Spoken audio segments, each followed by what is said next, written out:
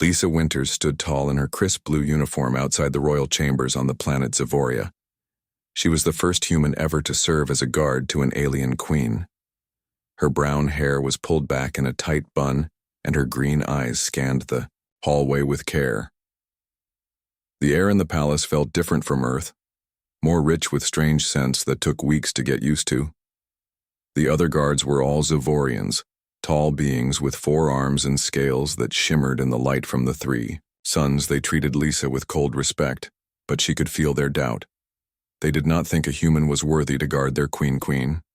Nylara ruled the Zavorian Empire, which spread across 12 star systems. She had lived for 200 years, but that made her young for her kind. Lisa had only seen the queen a few times since her posting began 3 months ago. Each time she was struck by how the queen moved with grace despite being 9 feet tall. Her scales were the color of deep ocean, water with flecks of gold that caught the light. Lisa was chosen for this job because she ranked top in her class at the Earth Defense Academy. She also studied alien cultures and could speak basic Zavorian, which surprised many of the court members. This morning, Lisa noticed something odd. The palace staff seemed tense. Guards whispered to each other in their clicking language and stopped when she walked by. Something was wrong, but no one would tell her what. Officer Krev, the head of the Royal Guard, approached Lisa with all 4 of his hands clasped behind his back, a sign of formal respect. "The Queen requests your presence at the council meeting today," he said in careful English. Lisa tried not to show her surprise. Humans were not allowed in. Council meetings. This was a room where the most powerful beings in the Empire made decisions that affected billions of lives. "What changed?" she asked. Krev blinked his large eyes slowly. "The Queen wishes to show our new allies from Earth that she trusts humans. You will stand guard inside the chamber." The council chamber was huge with a domed ceiling that showed the stars and planets of the Empire. The walls were made of a crystal that changed color with the mood of the room. Now it glowed, a calm blue as 20 council members took their seats around a large table. Queen Nylara sat on an elevated throne that allowed her to see everyone. Lisa stood at attention near the wall, watching as ambassadors from different worlds entered. Many wore strange breathing devices or special suits to help them survive in Zavorian air. The Earth ambassador Tina Bell nodded to Lisa as she took her seat. Tina was a small woman with dark skin and quick, clever eyes. She had worked hard to build trust between humans and Zavorians. The meeting began with reports from different star systems. Lisa listened carefully, trying to learn more about the empire she now served. She noticed the Queen seemed different today. Her scales looked duller than usual, and she moved slowly as if tired. When the ambassador from the Draxian system spoke, Queen Nylara leaned forward with interest. The Draxians were a race of beings with hard shells and multiple eyes. They had been in conflict with Zavoria for many years over trading routes. This meeting was meant to find peace.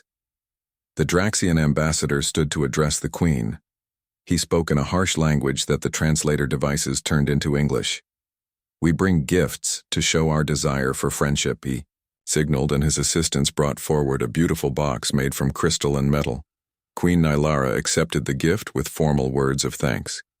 She opened the box and lifted out a necklace of strange, glowing stones. The council members murmured in approval as the Queen placed it around her long neck. The meeting continued, but Lisa noticed the Queen touching her throat several times. She seemed uncomfortable. After an hour, the Queen stood to speak. Her voice was usually strong and clear, but now it sounded weak. "My fellow rulers," she began, "I believe we can find a path to—" The Queen never finished her sentence. Her body swayed and her eyes rolled back. Lisa moved without thinking, rushing forward as the mighty Queen began to fall. Several Zavorian guards reached the throne at the same time, but it was Lisa who helped catch the Queen, preventing her head from hitting the hard floor. The council chamber erupted in chaos. Guards surrounded the fallen Queen while ambassadors shouted questions. The Draxian delegation was quickly escorted out of the room. Tina Bell pushed through the crowd to reach Lisa. "What happened?" she asked, her eyes wide with worry. "I don't know, Lisa," said the Queen. "Just collapsed." The royal physician, a tall Zavorian with pale green scales, arrived with his medical team. They placed the queen on a floating platform and rushed her from the room. Krev ordered Lisa to follow them while he secured the chamber in the medical wing. Lisa watched as the doctors worked on the unconscious queen. They connected her to strange machines and spoke quickly in their language. Tina arrived a few minutes later. "This is bad," she whispered. "The Zavorians think we might be responsible." Lisa felt a chill run through her body. "Why would they think that?" "Because you're the first human to be near the queen when she falls ill," Tina explained. "Some of the council members are already saying it can't be a coincidence." Lisa looked at the queen lying still on the medical platform. "I need to find out what really happened," she said. "Or both our peoples could be in danger." Tina nodded. "I can buy you some time. The Earth delegation will demand to be part of any investigation, but you need to be careful." Lisa studied the queen's form from a distance, looking for any clue. Something caught her eye. The necklace the queen had received as a gift was now in a containment field, but Lisa noticed a tiny pin on the clasp that seemed out of place. "I need to see that necklace," she told Tina. Tina spoke to one of the medical assistants in Zavorian, explaining that human eyes might see something different. The assistant hesitated, then nodded. Lisa examined the necklace carefully. The stones were beautiful, but the clasp held a secret, a tiny needle that would prick the wearer when closed. She looked up at Tina. "They poisoned her," she said. The gift was a trap. Tina quickly translated for the medical team. They checked the needle and found traces of an unknown substance. The royal physician looked at Lisa with new respect. "You may have saved more than just the queen human," he said. "The empire itself." The medical wing buzzed with urgent activity as doctors rushed to save Queen Nylara. Lisa stood to one side, watching as they ran tests on the poison from the necklace. Tina Bell, the Earth ambassador, argued with Officer Krev in low voices. "We need to contact our medical team on the Earth ship," Lisa heard Tina say. "Humans have dealt with poisonings before. We might know something you don't." Krev crossed his forearms, a sign of resistance. "This is a Zavorian matter." Lisa stepped forward with respect. "Sir, the Draxians clearly planned this attack. They might have agents in the palace still. We should work together." The royal physician interrupted them. "The queen is getting worse. Her body temperature is rising and her breathing is shallow. We have identified the poison as Traxin, a rare compound from the Draxian homeworld, but we have no cure." Tina pulled out her communication device. "Let me call the Northern Star. Our medical team can be here in 20 minutes. Krev finally nodded his large head. "We accept your help, but the human guard stays here. She is still under suspicion." After Krev left, Lisa turned to the royal physician. "Can I see the queen?" She kept her voice respectful. The physician hesitated, then led Lisa to the queen's side. Queen Nylara looked different. Her once brilliant scales now dull and her breathing labored. Lisa noticed a strange discoloration spreading from her neck, where the necklace had been. Lisa thought back to her training at the academy. She had studied alien biology, focusing on the differences between species. She knew Zavorians had copper-based blood instead of iron-based like humans. This made their blood blue instead of red. "When was the last time the queen ate?" Lisa asked. The physician blinked in surprise. 6 hours ago, before the council meeting." "Why do you ask? On Earth, some poisons work faster on an empty stomach," Lisa explained. "And some are blocked by certain foods." The physician seemed impressed by her knowledge. "Human guard, you surprise me most. Of your kind know nothing of our biology." Lisa nodded respectfully. "My name is Lisa Winters. I studied xenobiology before becoming a guard. I wanted to understand the people I would serve." The doors slid open and a human woman in a white medical uniform rushed in, followed by Tina. "This is Dr. Carla Green from the Northern Star," Tina explained. Dr. Green immediately began reviewing the Zavorian medical data. Her fingers moved quickly over the alien screens. Dr. Green was older than Lisa, with gray hair and dark skin that showed years of working under many suns. She had been one of the first human doctors to treat alien species. "The poison is attacking the queen's copper-based blood cells," Dr. Green said after reviewing the tests. "It's similar to how some Earth poisons attack iron in our blood. We have treatments for that. The royal physician looked doubtful. Our biologies are very different. Dr. Green nodded. But the chemical principles are the same. I brought chelation compounds that bind to heavy metals. We can modify them for copper-based blood. While the doctors worked, Lisa studied the necklace now sealed in a clear container. The stones glowed with an inner light that pulsed like a heartbeat. She noticed something odd, Dr. Green. She called, "Can you look at this?" The stones are changing color. The doctor examined the stones through the container. That's strange. They seem to be reacting to something in the air. Lisa thought for a moment. The poison might not just be on the needle. It could be in the stones themselves. Releasing slowly, the royal physician clicked in alarm. That would explain why her condition worsened so quickly. We must test the air in the council chamber. Tina left to coordinate with the palace security team while Lisa and Dr. Green continued to study the necklace. Lisa noticed tiny seams in the stones. These were designed to break down, she said, releasing more poison over time. Dr. Green agreed. This was very carefully planned. The Draxians wanted to make sure she died even if the initial dose wasn't enough. Lisa felt cold anger rise inside her. The Queen had been working for peace, and this was how they answered. After years of border conflicts, the Draxians had chosen assassination instead of diplomacy. The royal physician returned with news. The council chamber shows traces of the same toxin. We have sealed it and evacuated that wing of the palace. Dr. Green had prepared her treatment, a blue liquid that glowed slightly in the medical room's lights. This should bind to the poison and prevent it from doing more damage, she explained.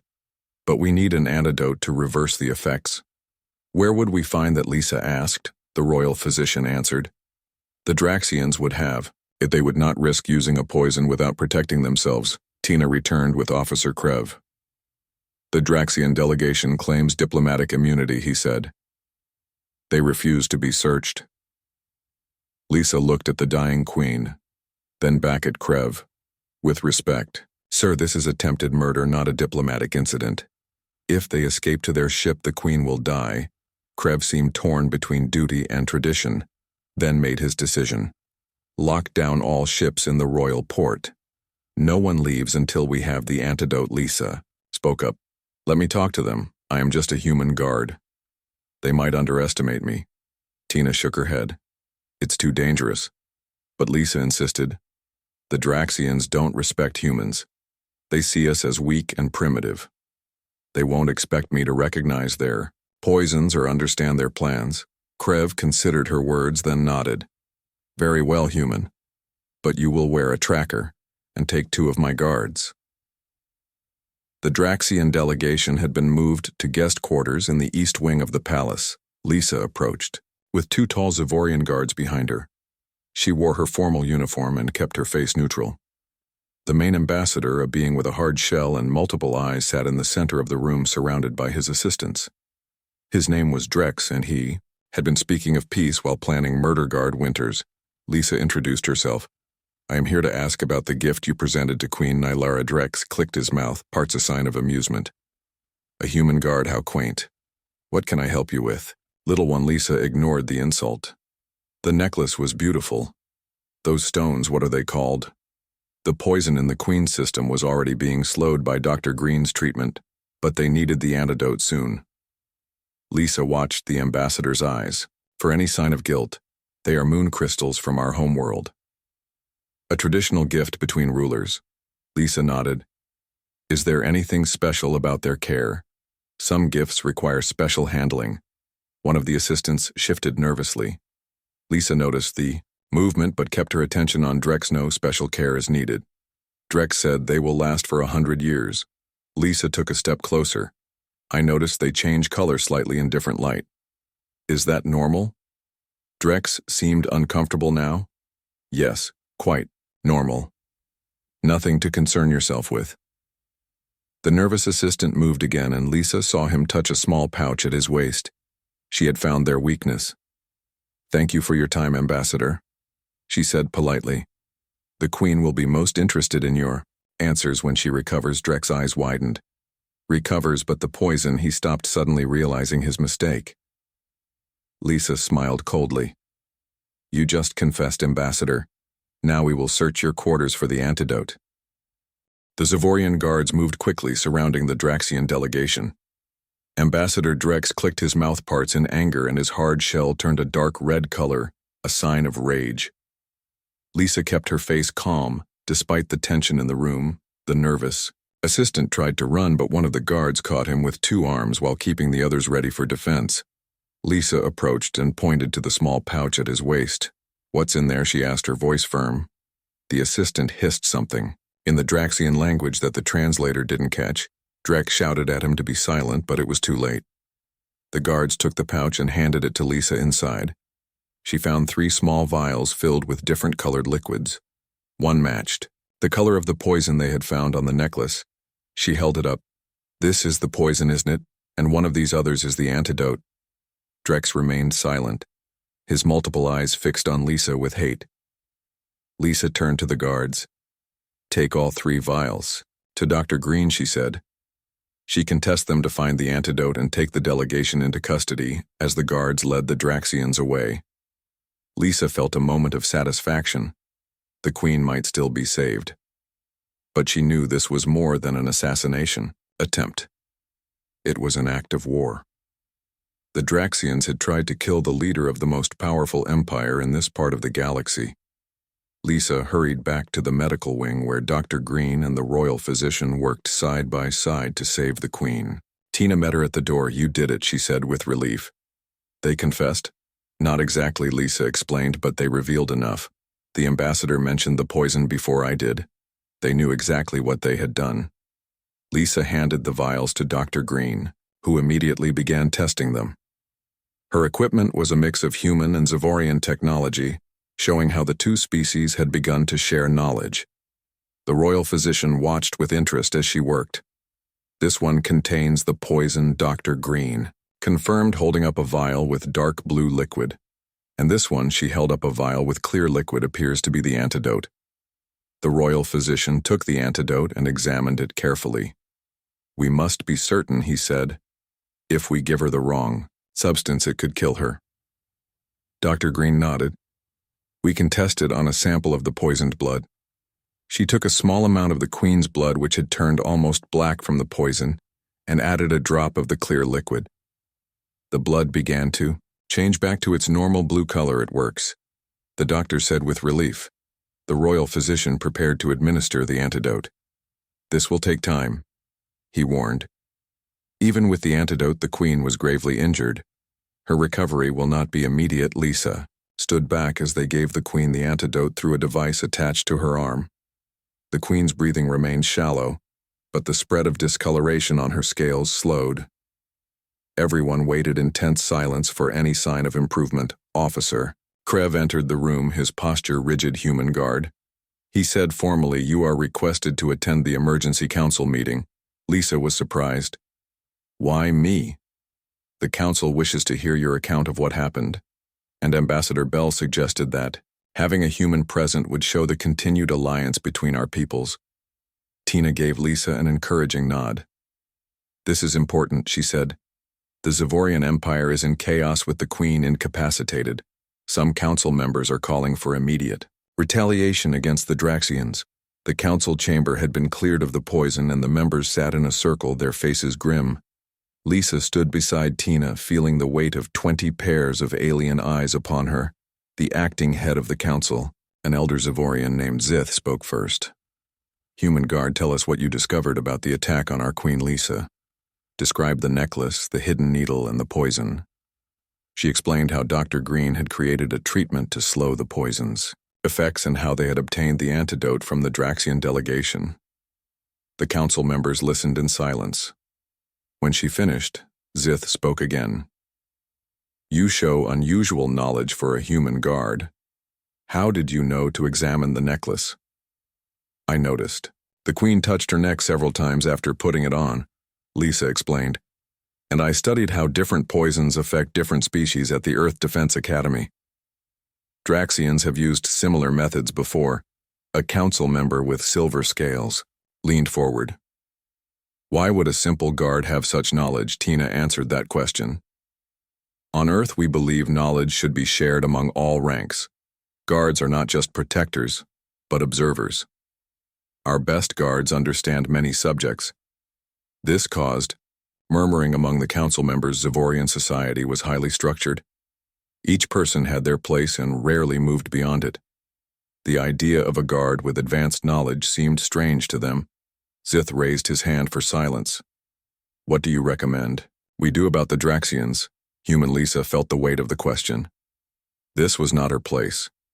She was just a guard, not a diplomat or strategist. But she answered honestly. Justice must be served, she said. But war would cost many lives on both sides. The Queen was working for peace. Perhaps her near death could still lead to that goal. The Draxian people might not all support what their leaders did, the silver-scaled council member hissed. Why should we listen to a human? The Draxians tried to kill our queen. We should strike back with full force. Tina stepped forward. The Earth Alliance stands with Zavoria, but we urge caution. Let us first learn if this was the action of the entire Draxian government or a faction within it. The council debated for hours. Lisa stood at attention listening as they argued about war and peace. Finally, a message arrived. The Queen had stabilized. The antidote was working. The news changed the mood in the chamber. Zith called for a vote, and the council decided to delay any military action until the Queen could recover and make the final decision. The Draxian delegation would remain in custody, while investigators determined who else was involved in the plot.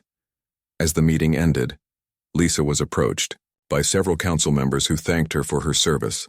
One of them, the eldest in the room, studied her with wise eyes. You have done more than save our queen human, he said. You may have saved countless lives by preventing a war. We were not ready to fight. Lisa bowed her head. It was my duty. The elder smiled, a rare expression for a Zavorian duty. Yes, but also wisdom. You saw what others missed. You acted when others hesitated. These are the qualities we need in these difficult times. Back in the medical wing, Lisa found Dr. Green checking the Queen's vital signs. The royal physician looked more hopeful than before. She is improving, he said. Her body is fighting the poison. Now we must wait. Lisa looked at the mighty Queen now lying so still. And vulnerable Queen Nylara had ruled for 200 years, guiding her people through conflicts and challenges. She had been the first to welcome humans into the galactic community when other species wanted to keep them isolated. I will stay with her, Lisa said. It is my duty to guard the Queen. The royal physician nodded with approval. Dr. Green smiled. Your quick thinking helped save her life, she said. You should be proud. Lisa took her position near the Queen's bed. The poison had been stopped, but the Queen still faced a difficult recovery. And beyond these walls, the Empire faced uncertainty. The Draxians might still have allies in the palace, and other enemies might see this as a chance to strike. For now, though, the Queen lived. And that gave hope to everyone. 3 days passed since the assassination attempt. Queen Nylara remained unconscious, but her condition slowly improved. Lisa Winters kept her post beside the Queen's bed, taking only short breaks when other guards relieved her. The royal physician checked the Queen every hour, noting the gradual return of color to her scales. Lisa used this time to learn more about Zavorian culture. Officer Krev had softened his attitude toward her and answered her questions about the Empire and its history. She learned that Zavorians lived for hundreds of years and valued patience above all else. The quick thinking of humans surprised them. Krev explained, We plan in decades, you act in moments. Both have value. On the 4th day, as Lisa stood guard, a soft sound came from the Queen's bed. The mighty ruler opened her eyes for the first time since the attack. Lisa immediately called for the royal physician Queen. Nylara looked around the room, her gaze finally settling on Lisa. Water, she whispered, her voice weak. Lisa helped the Queen drink using a special container designed for Zavorian mouths. The royal physician arrived and began checking the Queen's vital signs. He spoke rapidly in their language, and the Queen answered briefly. She wishes to speak with you, human, the physician said with surprise. Lisa approached the bed and bowed formally. Your Majesty, I am honored. The Queen studied Lisa with eyes that seemed to see everything. You saved my life, she said simply. It was my duty. Your Majesty, Lisa, responded. Queen Nylara made a gesture with her upper right hand that Lisa didn't recognize. The physician explained, It is a sign of life debt, the highest honor in our culture. The Queen spoke again, her voice growing stronger. Tell me what happened. After I fell, Lisa described everything: the discovery of the poison, Dr. Green's treatment, the confrontation with the Draxian delegation, and the Council's decision to wait for her recovery before deciding on a response to the assassination attempt. The Queen listened without interruption. When Lisa finished, Queen Nylara nodded slowly. You have prevented a war, human. At least for now. The Draxians have wanted our territories for generations. This attempt shows their desperation. Officer Krev entered the room and stopped in shock when he saw the Queen awake. He bowed deeply and approached. Your Majesty, we have discovered more about the plot. The Queen gestured for him to continue. The Draxian ambassador acted on orders from their high command, Krev said. But not all their leaders agreed with this plan. We have evidence that some tried to warn us, but their messages were intercepted. This news seemed to please the Queen. So it is, as I suspected, a faction, not the entire government. Tell the Council I will address them tomorrow. Krev looked concerned. You need more time to recover. Your Majesty. The Queen fixed him with a stern gaze. The Empire needs to see their Queen strong, Krev, not hiding in a sickbed. Prepare the council chamber after. Krev left. The royal physician tried to convince the Queen to rest longer, but she refused. Lisa understood. The Queen knew that appearing weak could encourage other enemies to strike. She had to show strength even if it cost her pain. That night, as Lisa stood guard, she noticed the Queen was awake, studying data screens with all four hands, moving quickly over the controls. Lisa remained silent, but the Queen noticed her attention. Come closer, guard. The Queen said. Lisa approached and stood at attention. You have questions, the Queen stated. Lisa hesitated, then spoke. What will happen to the Draxians? Your Majesty. The Queen set down her screens. The guilty will face justice, but I will not punish an entire people for the actions of a few. That is the path to endless war. Lisa nodded in agreement. You find that surprising? The Queen asked. No, Your Majesty. Lisa said. On Earth, we learned that lesson through many painful wars. Revenge feels right, but rarely brings peace. The Queen studied Lisa with new interest. You are young to be so wise. Lisa smiled slightly. Not wise, Your Majesty, just a student of history. The next morning, the palace buzzed with excitement. News of the Queen's recovery spread quickly. Guards stood at attention as Queen Nylara walked slowly, but proudly to the council chamber. Lisa followed close behind, ready to assist if needed. But the Queen refused to show any weakness. The council members rose as the Queen entered. Many had tears in their eyes, a sign of deep emotion among Zavorians. Queen Nylara took her throne, looking down at them with calm authority. I live, she said simply. The chamber erupted in sounds of joy. Lisa watched as these powerful beings celebrated their queen's survival. After the noise died down, Queen Nylara raised her hand. We face a choice, she said, war or peace. The Draxians attacked me through treachery. Some would say we must answer with force. Many council members nodded in agreement. But the Queen continued. Such a path leads only to more death. Our strength comes not from destroying our enemies, but from wisdom. To strike against all Draxians would make us no better than the assassins. She gestured and the doors opened. A new Draxian entered the chamber, but not one from the previous delegation. This one wore simple robes and moved with dignity. This is Ambassador Klex. She said he represents those in the Draxian government who opposed the assassination. They offer not only apologies but evidence against those who planned it. The council members whispered among themselves. This was unexpected, a faction of Draxians helping Zavoria against their own people. Ambassador Klex approached the throne and bowed. I bring shame and sorrow from my people. Queen Nylara, he said. The actions of our military leaders do not represent the will of our people. Many of us seek peace, not war. The Queen nodded. We will judge individuals, not nations. Those who planned this attack will face justice. But we will not punish those who are innocent. Some council members seemed displeased with this decision. The silver-scaled one spoke up. Your Majesty, they tried to kill you. We should show strength, not mercy. The Queen fixed him with a stern gaze. True strength comes from justice, not vengeance. She said, we will show the galaxy that Zavoria stands for law, not revenge. Lisa watched with admiration as the Queen turned a potential war into a chance for lasting peace. It was a gamble.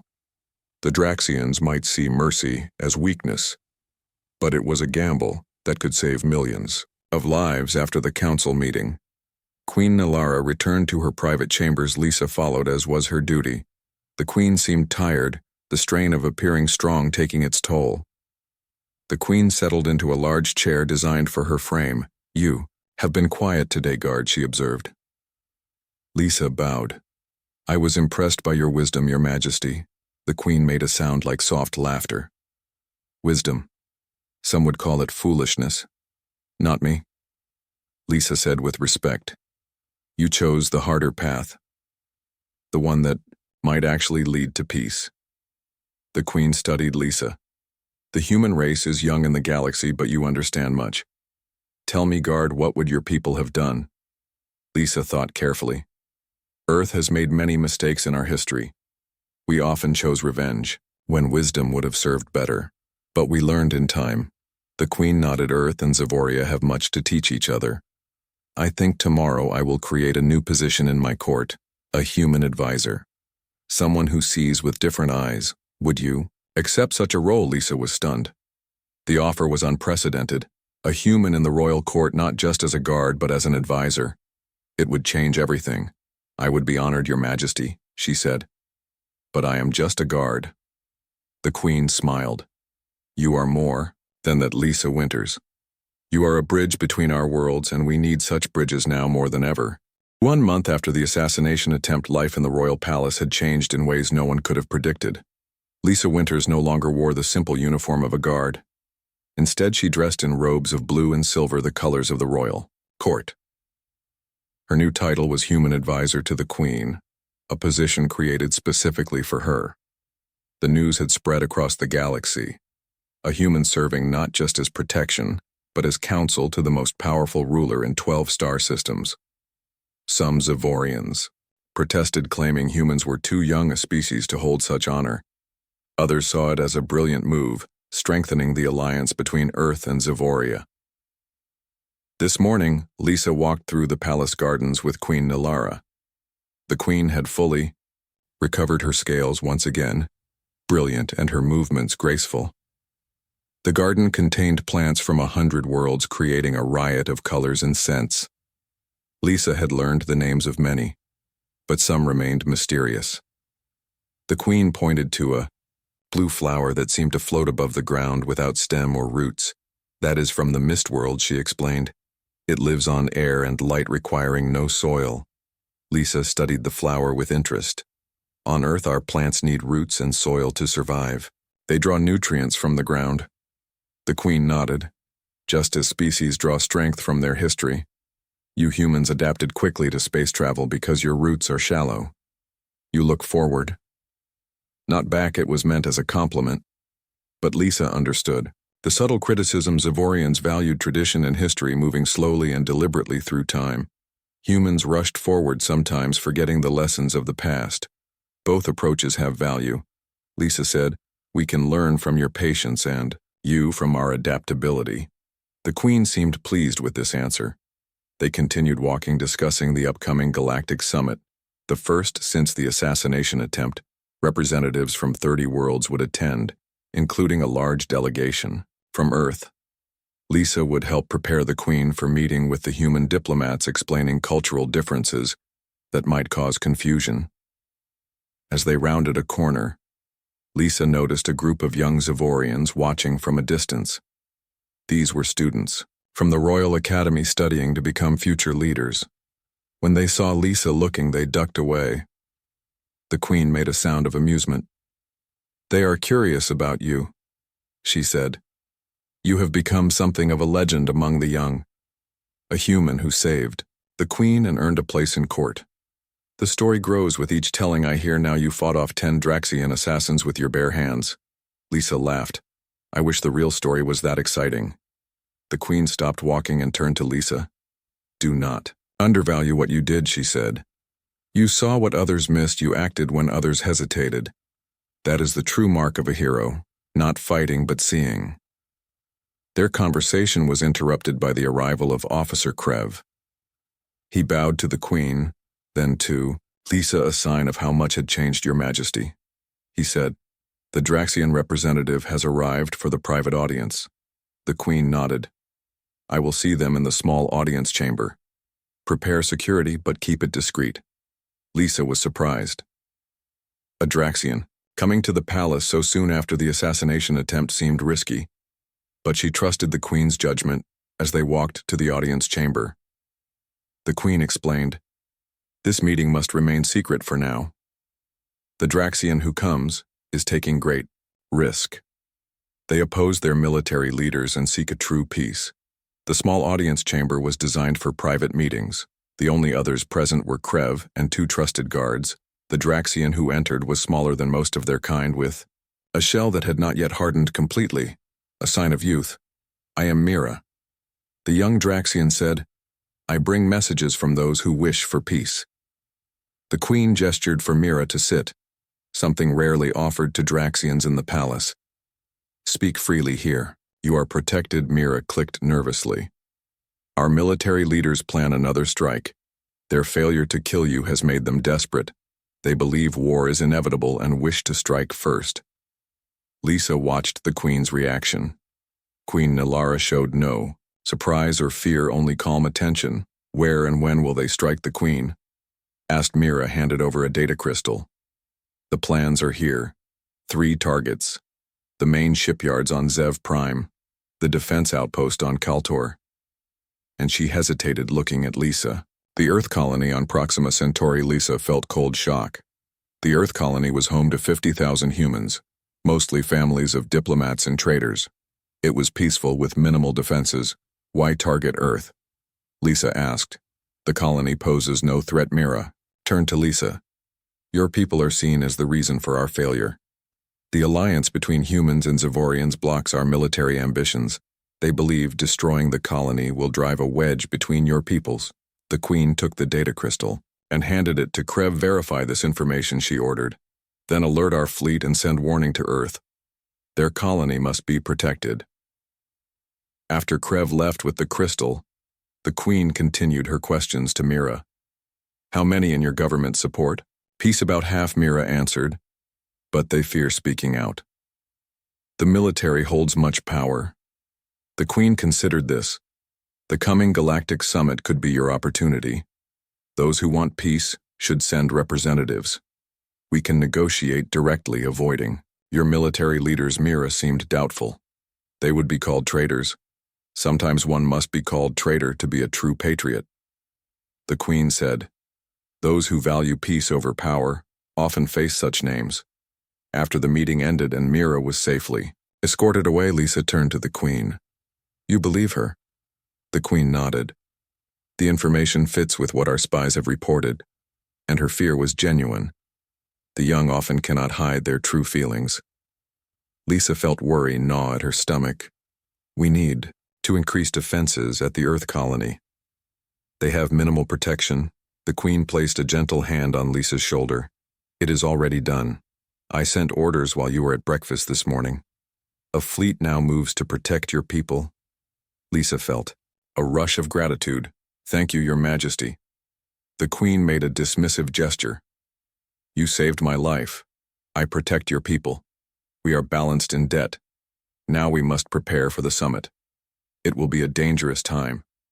Many eyes will watch for weakness. Next week passed in a blur of activity. Preparations for the Galactic Summit consumed everyone in the palace. Security was increased.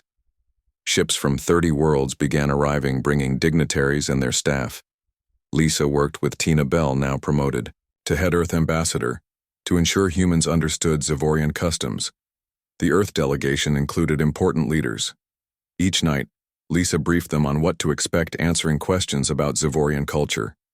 She had become a true bridge between worlds. The night before the summit, Lisa stood on her balcony looking at the 3 moons of Zavoria. She thought about how much had changed in just a few months. She had arrived as a simple guard. Now she helped shape the relationship between 2 powerful species. Soft chime announced a visitor. It was Queen Nilara herself, an unprecedented honor. Lisa bowed deeply as the Queen entered. "No formality tonight," the Queen said. "We face great challenges tomorrow. I would speak as equals." Lisa gestured to a sitting area designed for both human and Zavorian comfort. The Queen settled her large frame carefully. "I have been thinking about destiny," the Queen said. "Do you believe in it?" Lisa considered the question. "On Earth some do, and some don't. I believe we make choices, and those choices shape what happens. But sometimes events seem too perfect to be random." The Queen nodded. "I have lived 200 years and ruled for 100. In all that time, I never thought a human would save my life or become my trusted advisor. Yet here we are. Was I chosen for this?" Lisa wondered. Or did I just notice what others missed? Perhaps both, the Queen said. "The universe creates opportunities, but we must be ready to grasp them. You were prepared, in mind and spirit, to see what was hidden. That is no accident." They talked late into the night about Earth and Zavoria, about hopes for peace and fears of war, about the strange paths that had brought a human guard and an alien queen together as allies and friends. The next morning dawned bright and clear. The Galactic Summit would begin in 3 hours. Lisa dressed in her formal robes and went to meet the Earth delegation. They looked nervous, but determined. Ambassador Bell greeted her with a smile. "How does it feel to be the most famous human in 12 star systems?" Lisa laughed, uncomfortable with her fame. "I just did my job." The ambassador shook her head. "You did more than that. You showed the galaxy what humans can offer, not just technology or resources, but a different way of seeing things. Our greatest strength." As they walked to the Grand Hall, Lisa saw the Draxian delegation. They looked uncomfortable, surrounded by species that now viewed them with suspicion. Thanks to Mira's warning, their military plans had been exposed. Their leaders faced sanctions from the Galactic Council. The summit began with a speech from Queen Nilara. She stood tall and proud, showing no sign of her recent brush with death. "We gather in difficult times," she said. "There are those who would choose war over peace, who would use poison instead of words, but they have failed. Their plans exposed, their treachery revealed." The Queen looked around the hall, meeting the eyes of each delegation. "Today we choose a different path. One of cooperation, not conflict, of strength through alliance, not through domination." She gestured, and Lisa stepped forward, standing beside the throne. "This human saved my life when others could not." She saw with fresh eyes, found truth. In darkness, this is the gift new allies bring. They help us see what we have overlooked. They challenge our old ways with new ideas.